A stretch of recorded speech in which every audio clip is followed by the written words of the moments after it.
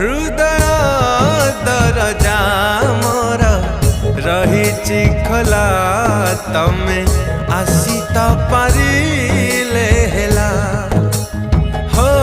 तमे आसी तो